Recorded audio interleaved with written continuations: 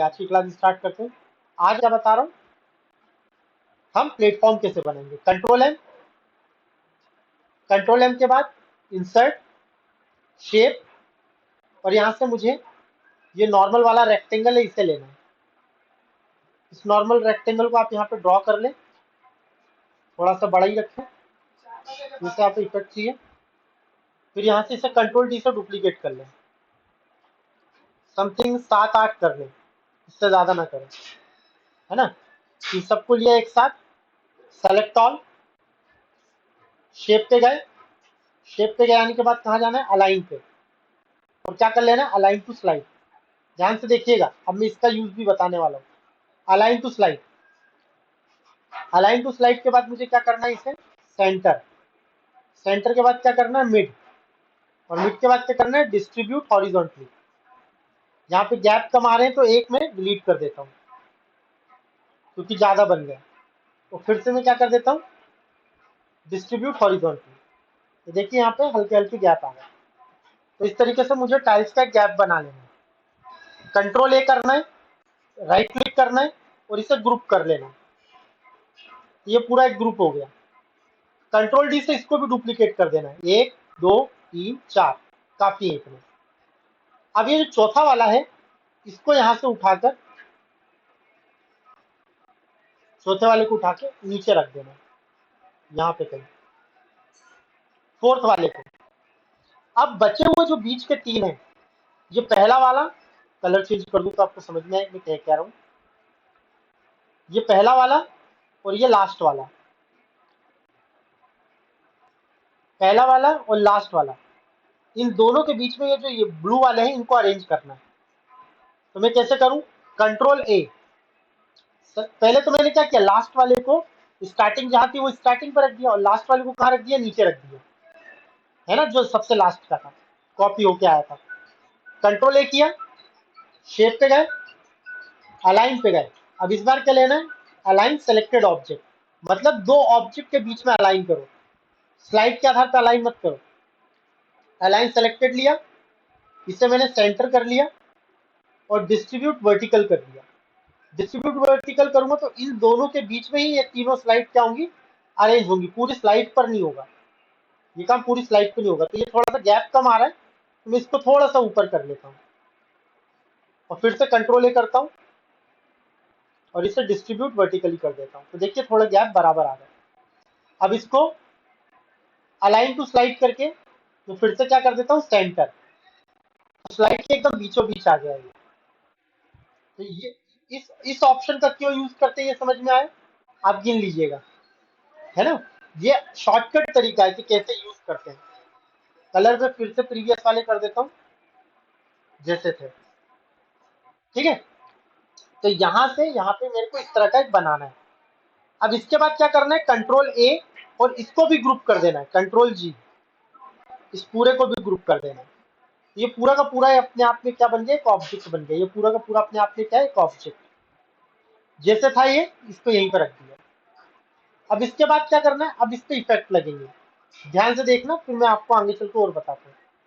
Right click, format shape, effect, और अभी मुझे 3D रोटेशन पे जाना है। अभी मैंने कहा सिखाया था 3D फॉर्मेट पे, अब मुझे कहा जाना है 3D रोटेशन पे। रोटेशन के अंदर प्रीसेट्स है, और फॉर्मेट के अंदर वॉवेल्स है। वॉवेल्स मतलब उभार, और रोटेशन मतलब डायरेक्शन, ठीक है। तो यहाँ पे प्रीसेट बने हुए हैं, डायरेक्शन इस तरह से रखना है कि इस तरह से रखना है। तो मुझे कुछ इस प्लेटफॉर्म लुक में रखना है, प्रोस्पेक्टिव रिलैक्स। तो जैसे मैं करता हूँ तो देखिए थोड़ा सा वाई डायरेक्शन में थोड़ा टिल्ड हो गया, है ना। कौन सा लिया मैंने, ये भी ले सकता हूँ, ये भी ले सकता हूँ, इन तीनों से कोई सा भी ले सकता हूँ। ये थोड़ा कम झुका हुआ है, ये थोड़ा ज्यादा झुका है, ये सबसे ज्यादा कम झुका हुआ है। तो आपको ये दोनों में से कोई भी एक ले लो, प्रोस्पेक्टिव रिलैक्स या मॉडरेट प्रोस्पेक्टिव, जो अच्छा लगे वो ले लो आप, कोई दिक्कत नहीं, मैं ये वाला ले रहा हूँ। अब इसके बाद यहाँ पे देखिएगा, प्रीसेट मतलब क्या होता है, डायरेक्शन, किस डायरेक्शन में आपको ऑब्जेक्ट को रखना है। तो यहाँ पे बहुत सारे डायरेक्शन हैं, देख लीजिएगा, है ना। अब यहाँ पर मेन बात आती है, प्रोस्पेक्टिव क्या होता है, एक्स क्या होता है, वाई क्या होता है, जेड क्या होता है, सबको पता है। अगर मैं x करूंगा तो ये x तरफ रोटेट होगा, y करूंगा तो y तरफ रोटेट होगा, z करूंगा तो z तरफ रोटेट होगा।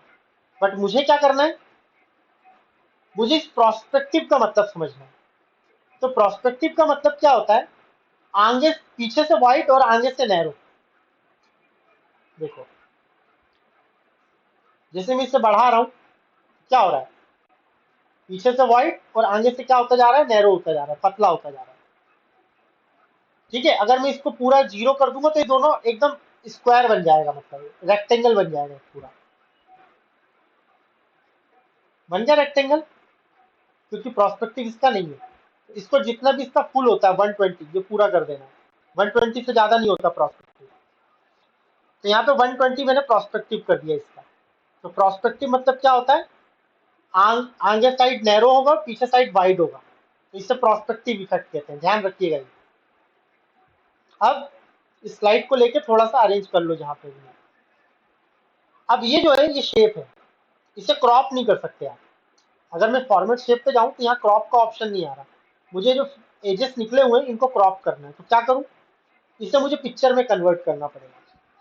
तो right click, copy, right click, paste as picture, okay, और पीछे वाला कर दो डिलीट।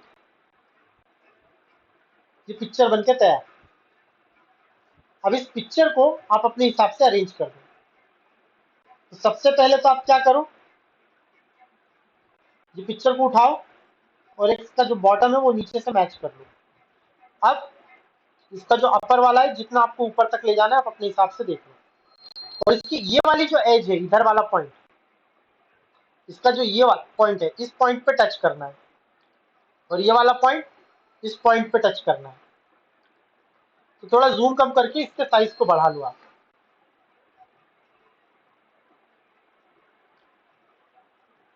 जूम कम करके देखते जाए कि कहाँ पे कितना बन रहा है। बड़े होने से कोई दिक्कत नहीं है, बस कोने आपस में टच हो जाने चाहिए। एजेस जो है ये देखिए, ये जो एजेस है इस स्लाइड के एकदम कोने पे आ गई है। ठीक है, थोड़ी सी बची है, उससे कोई फर्क नहीं पड़ेगा, बट कोने तक लाना है। तो कितना ऊपर रखना है ये आपके ऊपर है। जब ये पूरा हो जाए तब ये जो बचे हुए पार्ट से इसको क्रॉप करना है। सेलेक्ट किया, क्रॉप किया, और क्रॉप के बाद क्रॉप ऑप्शन पे गए, और यहां से इसे मैंने क्रॉप, पिक्चर में क्यों कन्वर्ट किया, क्योंकि क्रॉप करना था। और बाहर क्लिक कर दो, तो देखिए यहाँ पे प्लेटफॉर्म लुक आ गया। अब इस पिक्चर पे आप कई सारे इफेक्ट भी दे सकते हो। पिक्चर इफेक्ट अलग होते हैं। देखो इसका कलर कैसा रखना है, बहुत सारे ट्रांसपेरेंसी इफेक्ट हैं। इसका आर्टिस्टिक इफेक्ट कैसा देना है, थोड़ा स्केच टाइप का डायग्राम से यहाँ पर एक एक सेलेक्ट करके देखेंगे, आपको समझ में आता जाएगा। उसी तरह से ट्रांसपेरेंसी कितनी रखनी है, कितना ट्रांसपेरेंट हो, है ना। तो आर्टिस्टिक इफेक्ट आप कोई सा भी एक दे दें, जैसे मैं ये वाला दे देता हूँ, ये वाला अच्छा लगेगा। ठीक है, ये मैंने आर्टिस्टिक इफेक्ट दे दिया, तो इसके ऊपर कुछ उभार टाइप की चीजें आ गई। अब अगर मैं इस वाले को यहाँ से कंट्रोल सी करके कॉपी करूँ और यहाँ पे पेस्ट कर दूँ, तो देखिए कितना अच्छा लगेगा। F5 से प्ले करता हूँ, देखिए। तो एक 3D प्लेटफॉर्म है, उसके ऊपर एक 3D मॉडल्स वाली स्फीयर बॉल रखी हुई है। तो कभी कभी प्लेटफॉर्म बनाने की भी बहुत जरूरत पड़ती है। अब इस प्लेटफॉर्म पे आप अपनी इमेज भी डाल सकते हो, कोई पिक्चर वगैरह है ना उससे भी डाल सकते हो। कैसे, जैसे मान के चलिए एक पिक्चर में निकाल के बताता हूँ। पिक्चर पे गए, स्टॉक इमेजेस ले लिए हमने, एक मैं डॉग की इमेज ले लेता हूँ, डाउनलोड कर लेता हूँ। जैसे मान लीजिए मेरी ये वाली पिक्चर ले ली, तो यहाँ पे डॉग की इमेज आ गई। इसको कॉपी कर लेना है, कॉपी कर लिया। कॉपी करने के बाद आपको ये जो 3D है ये पिक्चर, इसको सेलेक्ट करना है। सेलेक्ट करने के बाद आपको यहाँ फिल पे आना है। फिल पे आपको मिलेंगे, आपको यहाँ पर पिक्चर्स एंड टेक्सचर फिल।